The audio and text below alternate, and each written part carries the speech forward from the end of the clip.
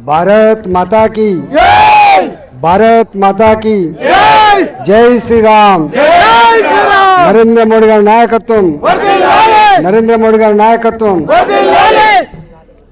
సభ అధ్యక్షులు, ఎల్లంపేట మున్సిపల్ అధ్యక్షులు శ్రీశైలం యాదవ్ గారు, చూడేందో ఇది కట్ అవుతుంది।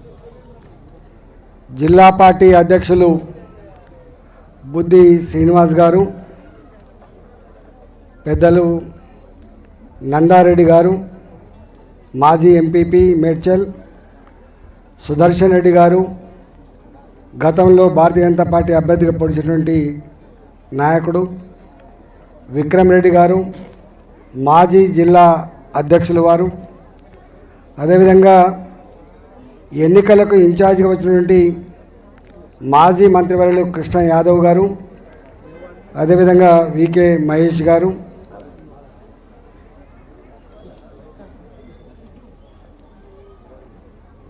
ఈరోజు జిల్లా పార్టీ అధ్యక్షుడు సామ రంగారెడ్డి గారు, అందరి నాయకులందరికీ, కార్యకర్తలకు ఈరోజు ప్రజల ఆశీర్వాదం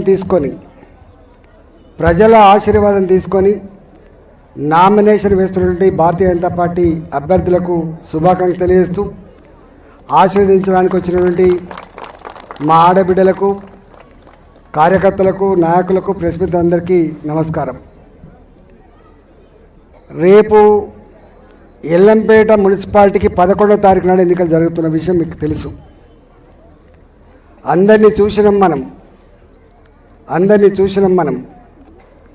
ఇవాళ ప్రతి ఇంట్లో చదువుకున్న పాప, చదువుకున్న బాబు డిస్కస్ చేస్తున్నారు, నరేంద్ర మోడీ గారు వచ్చిన తర్వాత దేశంలో శాంతి కానీ, దేశంలో ప్రగతి కానీ ఎట్లా ముందుకు పోతుందో, అన్నిటికంటే ముఖ్యంగా పేద ప్రజల కోసం మోడీ గారు ఎట్లా తపన పడుతుండ్రో చర్చ జరుగుతూ ఉంది। గతంలో బియ్యం తిన్నప్పుడు ఎన్టీ రామారావు గుర్తుకొచ్చేది, కానీ వాళ్ళ అన్నం తింటున్నప్పుడు గుర్తుకొచ్చేది నరేంద్ర మోడీ గారు గుర్తుకొస్తున్నారు। బీజేపీ ఏం చేస్తుంది, మోడీ గారు ఏం చేస్తుందో ఇక్కడి ప్రభుత్వాలు చెప్పకపోవచ్చు, కేంద్ర ప్రభుత్వం ఎన్నెన్ని రకాల ప్రజలకు మేలు చేస్తుందో గంటలు చెప్పినా ఒడవదు। కానీ వాళ్ళ ఇక్కడ మనం వచ్చే బియ్యం మాత్రం నరేంద్ర మోడీ గారు ₹1 లేకుండా 2029 వరకు ఇవ్వడానికి నిర్ణయించుకొని మనకి ఇస్తూ ఉన్నారు।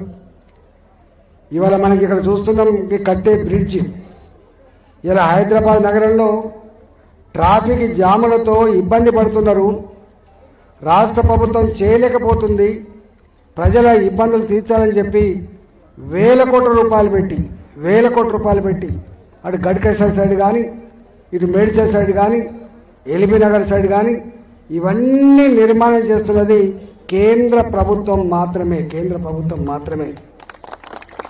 ఈ మధ్యకాలంలో నేను ఎంపీ అయిన తర్వాత నేను చూస్తూ ఉన్నా, ఇవాళ ఎక్కడ చూసినా అటువైపు అన్నీ కూడా అండర్ బ్రిడ్జ్ కన్స్ట్రక్షన్ అవుతున్నాయి। మేడ్చల్ ప్రాపర్లో, గౌడెల్లిలో, గుల్లపోచంపల్లి 2లో, నిన్ననే వాజ్పేయి నగర్లో, షఫీల్గూడలో అనేక రకాల ఫ్లైఓవర్లకు మనం భూమి పూజ చేసుకొని అవి కట్టుకుంటా ఉన్నాం, త్వరలోనే అవి పూర్తి చేయబోతున్నాం। ఇక్కడ కూడా అయోధ్య సెంటర్లో కానీ, ఈ డబిల్పురకు వచ్చేటువంటి రైల్వే క్రాసింగ్ దగ్గర కూడా తప్పకుండా మోడీ గారి ఆశీర్వాదంతో నేను ఎంపీగా మీరు గెలిపించిన బిడ్డగా ఆ అండర్ బ్రిడ్జ్ కూడా తప్పకుండా కట్టిస్తా అని చెప్పి హామీ ఇచ్చుకుంటున్నాను।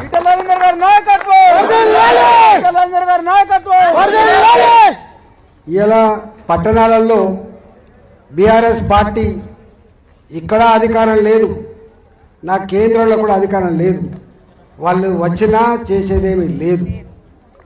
చేస్తే మనమే చేయాలి, మన పని చేస్తే। ఇవాళ గ్రామీణ ప్రాంతాలకు పోతే మీకు ఒకప్పుడు మనకి కూడా గ్రామాలే కాబట్టి చెప్తున్నా, పెరిగే చెట్టు, నడిచే రోడ్డు, పారే మురికి కాలువ, మనం కూర్చునే గ్రామ పంచాయతీ భవనం, మన నడిపే అంగన్వాడీ సెంటర్, మన శ్మశాన వాటికలు, మన తడి చెత్త పొడి చెత్త షెడ్లు, రైతు వేదికలు ఇవన్నీ కూడా కేంద్ర ప్రభుత్వం ఇచ్చే డబ్బుతో కట్టుకున్నవి మాత్రమే, నడుస్తున్నవి మాత్రమే. మీరు చూస్తున్నారు ఇక్కడ కాంగ్రెస్ కూడా వస్తుంది, మాకేయండి మాకేయండి. మీరు ఎప్పుడన్నా అడగండి, ఈ గ్రామ పంచాయతీలలో కానీ మున్సిపాలిటీలో కానీ గతంలో పనిచేసిన వాళ్ళకు బిల్లులు వస్తున్నాయా? ఆయన అంటున్నాడు నన్ను కోసినా కూడా ఒక రూపాయి లేదు అని. నన్ను కోసినా కూడా రూపాయి లేదని చెప్తున్న వ్యక్తి ముఖ్యమంత్రి గారు. రైతు బంధు వస్తుందా మీకెరక? ప్రతి ఆడబిడ్డకి 2,500 రూపాయలు ఇట్లా నెల నెల పెన్షన్ లాగా ఉద్యోగులకు ఎట్లయితే వస్తుందో మీకు కూడా వస్తా అని చెప్పిండు. వస్తుందా? ఆడబిడ్డకు వస్తుందా? ఇవాళ పెళ్లిళ్లకు కళ్యాణలక్ష్మి 1,00,000 రూపాయలు ఏం పిచాది? జగన్, ఓ జగన్ దా ఇట్లా నువ్వు లీడర్సా పెట్టిపోతున్నావు. ఇవాళ కళ్యాణ లక్ష్మి 1,00,000 రూపాయలు ఏం పిశాది మీకు అని చెప్పి తులం బంగారం ఇస్తా అని చెప్పింది. ఇవాళ తులం బంగారం 2 లక్షలు అన్నమాట. వాస్తవమా కాదా? పేదవాళ్ళు అంటున్న మాట ఏంటంటే బంగారం కొట్టట్లేదు, నా ఎండి కొట్టట్లేదు, ఇత్తడికే ఇంత బంగారం పూత పూసి రోడ్డు కూడా నగలేసుకునే పరిస్థితి వచ్చింది బిడ్డ అంటారు. వస్తుందా? ఇస్తాడా మరి రేవంత్ రెడ్డి గారు తులం బంగారం ఇస్తాడా? అంటే మన ఆటోలు నడుపుకునేటువంటి వాళ్ళని అడగండి ఎప్పుడన్నా. ఇవాళ ఆడబిడ్డలకి ఉచిత ప్రయాణం ఇచ్చిండు, సంతోషం. కానీ దానివల్ల నష్టపోయిన ఆటోలకు నెలకు 1,000 రూపాయలు చొప్పున వాళ్ళకు కొంత సపోర్ట్ చేస్తా అని చెప్పిండు. ఏ ఒక్క ఆటో డ్రైవర్ నన్ను అడగండి 1,000 రూపాయలు చొప్పున వచ్చినాయి అడగండి ఒకసారి. ఏమీ రాలే. ఇలా 6 గ్యారంటీలు, 66 హామీలు అవన్నీ వింటే ఇప్పుడు మన చదువుకునే ఆడపిల్లలకు స్కూటీ కొనిస్తా అని చెప్పిండు. చదువుకునేటువంటి చదువుకున్న అమ్మాయికి అబ్బాయికి 4,000 రూపాయలు ఉద్యోగం వచ్చేంత వరకు ఉద్యోగ వృత్తిస్తా అని చెప్పిండు. గతంలో కేసీఆర్ చెప్పిండు, ఆయన ఎగబెట్టిండు. ఆయన ఎగబెట్టిండని చెప్పి ఈయనకిస్తే ఈయన ఇప్పటి వరకు 2 ఏళ్ళు అవుతుంది. మీ ఇళ్లల్లో ఉండేటువంటి నిరుద్యోగ యువకులకు 4,000 రూపాయలు వస్తుందా? మీరు చెప్పండి. అందుకని ఇవాళ పెన్షన్లు పాతోళ్లకు వస్తున్నాయి తప్ప భర్తలు చనిపోయినటువంటి కొత్త ఆడబిడ్డలకు, 60 సంవత్సరాలు నిండినటువంటి వాళ్లకు, లేదా యాక్సిడెంట్ అయి జీవోత్సవం వల్ల పడి ఉన్న వాళ్లకు, హ్యాండిక్యాప్డ్ వాళ్లకు కొత్త సర్టిఫికేట్ లేవు, కొత్త పెన్షన్ లేవు. ఇవాళ 2,000 రూపాయల పెన్షన్ 4,000 రూపాయలు దేవుడెరుగు. 2,000 రూపాయల పెన్షన్ 4,000 ఇస్తారు అని చెప్పింది దేవుడెరుగు. ఇవాళ 6,000 రూపాయలు హ్యాండిక్యాప్లకు వస్తాను దేవుడెరుగు. కానీ కొత్త పెన్షన్లు మాత్రం ఎవరికి వస్తలేవు. పాత పెన్షన్ గట్లే ఉంది, కొత్త పెన్షన్లు వస్తలేవు. అందువల్ల మాటలు కోటలు దాటుతాయి, కాళ్ళు మాత్రం తంగెళ్ళు దాటవు. అందుకనే కాంగ్రెస్ పార్టీ మీరు ఎప్పుడు అడగండి, మీ ఊర్లో ఎవరైనా రిటైర్డ్ ఉద్యోగులు ఉంటే ఆయన రిటైర్డ్ బెనిఫిట్స్ రావాలంటే వస్తున్నాయి అప్పుడు అడగండి. పనిచేసిన వాళ్ళ బిల్లులే వస్తలేవు. కొత్తగా ఏమన్నా శాంక్షన్ చేస్తే ఎవరైనా టెండర్ ఏమంటే ఎవరు ముందుకు వస్తలేరు. ఎందుకంటే పాత చేసిన వాళ్ళకే బిల్లులు వస్తలేవు, కొత్తగా ఏమొస్తాయి అప్పుల పాలైతే మంచి. ఇవన్నీ మీరు చూస్తూ ఉన్నారు. కాబట్టి ఇవాళ కాంగ్రెస్కు ఓటేసినా, ఇవాళ బీఆర్ఎస్ పార్టీకి ఓటేసినా ఒరిగేదేమీ లేదు. మళ్ళీ ఈ పట్టణాలలో రోడ్లు వేయాలన్నా, ఓ శ్మశాన వాటిక కట్టాలన్నా, ఇవాళ మురికి కాలువ కట్టాలన్నా, ఇవాళ అమృత నగరాలపేట, స్మార్ట్ నగరాలపేట కేంద్ర ప్రభుత్వం డబ్బులు ఇవ్వాలి తప్ప ఇంకోటి లేదు. మీరు ఎవరైనా సఫాయి కార్మికులు ఉంటారు, మన దగ్గర మున్సిపల్ కార్మికులు ఉంటారు, కార్మికులకు జీతభత్యాలు కూడా లేవు.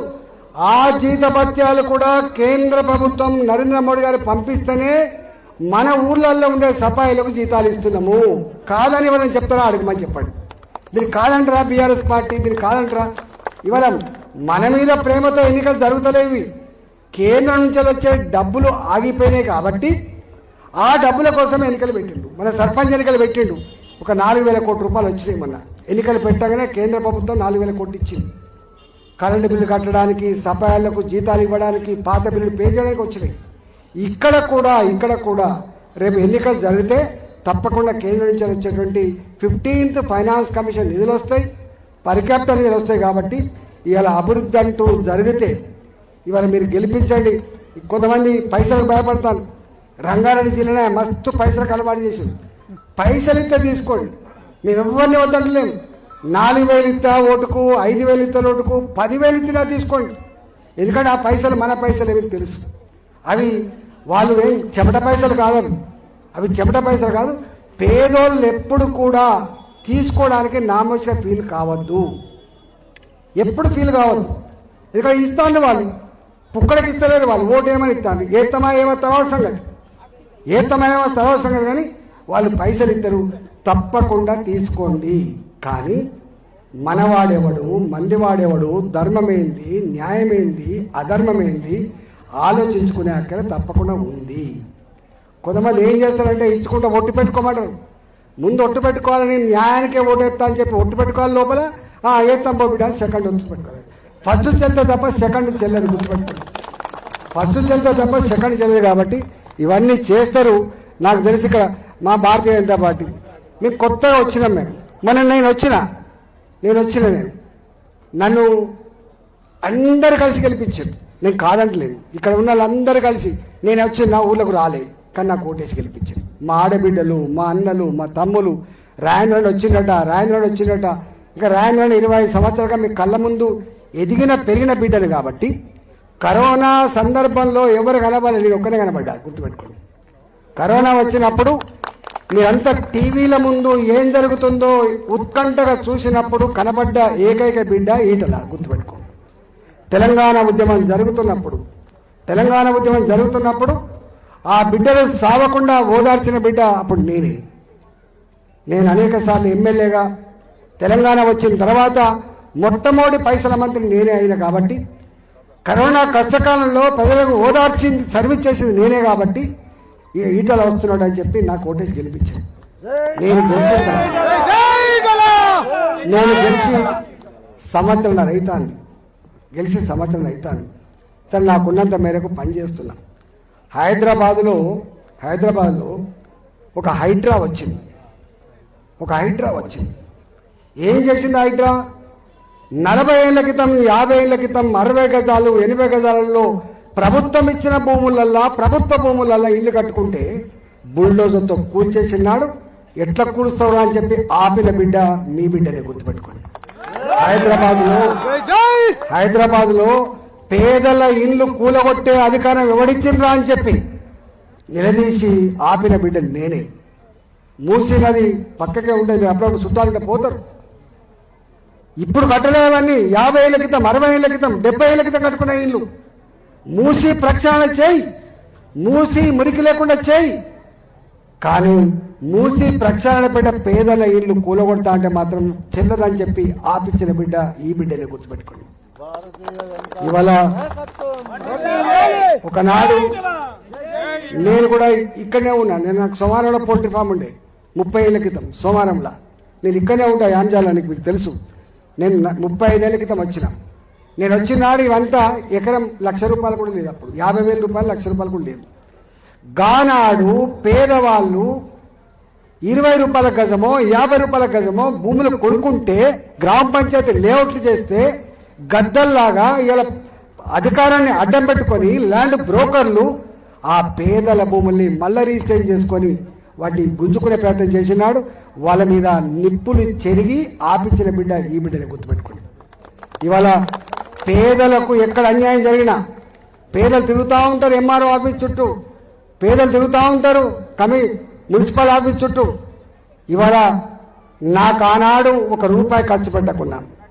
ఈ బిడ్డ మా బిడ్డ అని చెప్పి మీరు ఏ నమ్మకంతో ఓట్లేసిందో కాళ్ళకు ముళ్ళుతే, మల్కాగిరి ప్రజల కాళ్ళు ముళ్ళుతే పన్నుతో పీపుతా అని చెప్పి నేను శపథం చేసిన. ఇవాళ రేపు ఏ పనున్నా కూడా, ఇలా రోడో మోరో, ఇప్పుడు నేను చెప్పిన ఒక అండర్ పాస్, రైల్వే బ్రిడ్జో, రేపు ఏ పని ఉన్నా కూడా ఓ రేషన్ కార్డు కావచ్చు, ఇంకైనా కావచ్చు, తప్పకుండా మీ వెంటబడి చేసి పెట్టే ప్రయత్నం చేస్తా. మళ్ళీ చెప్పబోతున్నా, రాష్ట్ర ప్రభుత్వం పైసలు ఖర్చు పెట్టినా, కేంద్ర ప్రభుత్వం పైసలు ఖర్చు పెట్టినా అది ఎవరి జాగీరు కాదు సుమా, అది మన సొమ్ము, ప్రజల సొమ్ము మాత్రమే. ఇల్లు ఇచ్చినా ఎవరు సొమ్మిస్తారు? ఇల్లు మన సొమ్మిస్తారు. పెన్షన్ ఇచ్చినా ఎవరు సొమ్మిస్తారు? మన సొమ్మిస్తారు. మోడీ గారు ఎప్పుడు కూడా నేను ఇచ్చినా అని చెప్పడు. నేను దేశ ప్రజలకు సేవకున్నని చెప్తారు తప్ప నేను ఇచ్చినా అని చెప్పేప్పుడు మోడీ ఇవాళ పేదోళ్ళ బిడ్డ మోడీ, పేదోళ్ళ బిడ్డ మోడీ. ఇవాళ మీరు చూస్తున్నారు ప్రపంచంలో ఎన్ని మార్పులు జరుగుతున్నాయో మీరు చూస్తున్నారు. ఇవాళ భారతదేశం అంటే ఒకప్పుడు చిన్న చూపు ఉండే, కానీ ఇలా మోడీ వచ్చిన తర్వాత భారతదేశం అంటే ఎంత గౌరవం పెరిగిందో, ఎంత విలువ పెరిగిందో మన చదువుకునే పిల్లల్ని అడగండి, మనం బయటికి పోయే పెద్ద మనుషులు అడగండి చెప్తారు. అందువల్ల ఇవాళ గౌరవం, ప్రతిష్ట, దోపిడీ లేకుండా ఉండాలంటే భారతీయ జనతా పార్టీ అభ్యర్థిని మీరు గెలిపించి మా చేతిలో పెట్టండి. మా దగ్గర మేము ప్రేమను పంచే వాళ్ళం, ప్రజల్ని నమ్ముకున్న వాళ్ళం, మేము ప్రజల్ని నమ్ముకున్న వాళ్ళం, ధర్మాన్ని నమ్ముకున్న వాళ్ళం, శ్రమను నమ్ముకున్న వాళ్ళం. మా మీద విశ్వాసం ఉంచండి.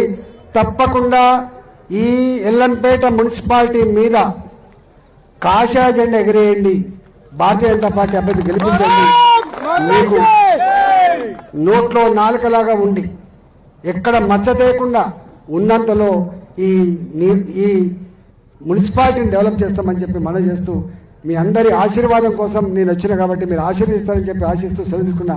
భారత్ మాతాకి కమలం పువ్వు గుర్తుకే, కమలం పువ్వు గుర్తుకే, కమలం పువ్వు గుర్తుకే నరేంద్ర మోడీ గారి నాయకత్వం